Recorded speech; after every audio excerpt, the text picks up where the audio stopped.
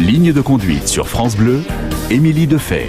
La suite de votre magazine Mobilité avec ce défi lancé par un habitant de Seine-et-Marne. Eh oui, un habitant lassé de voir le bord des routes jonché de déchets, il s'est donc mis en tête de nettoyer le bas-côté. Eh oui, ça, on applaudit. Une première opération de ce genre avait eu lieu l'an dernier. On vous en avait beaucoup parlé sur France Bleu. Et d'ailleurs, vous aviez été nombreux à vous mobiliser. L'opération est donc renouvelée cette année. Ça aura lieu samedi prochain.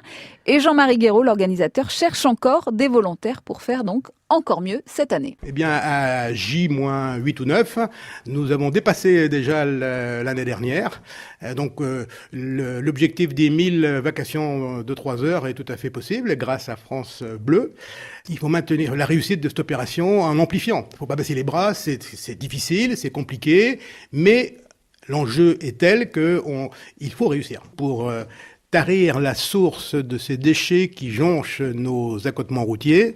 Nous voudrions tous que cet état de choses change de manière à ce que nos espaces publics soient propres, accueillants. On en a besoin et quand nos amis étrangers arrivent sur notre sol et qu'ils voient l'état de nos accotements, on se dit que c'est pas digne d'un pays comme la France. Donc l'année dernière, pour la première fois, vous aviez mis en place cette opération, vous aviez mobilisé beaucoup de monde. Quel bilan vous en avez tiré ?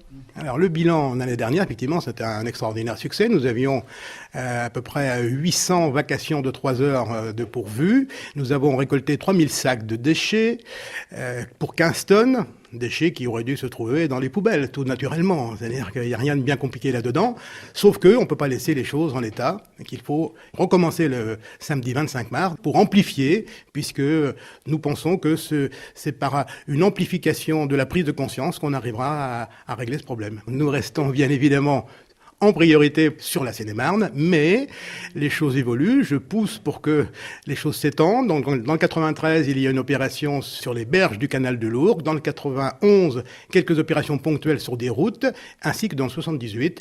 L'idée, c'est que le plus tôt possible, peut-être l'année prochaine, on boucle le Tour de Paris de manière que tout cela aboutisse à faire changer les comportements. Quel message alors, oui, effectivement, pour convaincre des gens qui se disent pourquoi pas qu'est-ce que vous avez envie de leur dire ? Convaincre. On ne peut pas, objectivement, laisser les choses en l'état. Il y a deux possibilités. Soit on dit, ça irait bien comme ça, on continue comme on est parti, ou on dit, stop, on arrête, il faut changer les choses, parce que tous ces déchets, finalement, petit à petit, se retrouvent dans les océans, ils se dégradent également petit à petit, ils rentrent dans la chaîne alimentaire, et par poisson interposé, se retrouvent au final dans nos assiettes, et on ne sait pas trop où ça va aboutir. Donc, il n'y a pas le choix. Il n'y a pas le choix. Objectivement, il faut arrêter. Alors, vous allez sûrement ramasser encore plus de déchets que l'année dernière. Vous dites qu'il faut continuer, mais on a l'impression que c'est un puits sans fond, non ? Oui, on peut voir ça comme ça. Mais évidemment, ce n'est pas que en ramassant, que en faisant du curatif qu'on va y arriver. Il faut que tout le monde se mobilise. Et quand je dis tout le monde, évidemment, ceux qui jettent, il faut qu'ils arrêtent de jeter. Et ensuite, il faut qu'il y ait également, au niveau des pouvoirs publics, des mesures de prise sur des sanctions plus lourdes. Et puis, il faut également réfléchir tous ensemble sur, par exemple, l'ouverture des déchetteries, le simplifier, peut-être la gratuité. Enfin, là, je lance un appel à notre présidente de région pour parler de la région parisienne et puis à tous nos élus qui vont bientôt arriver sur les bancs de l'Assemblée nationale.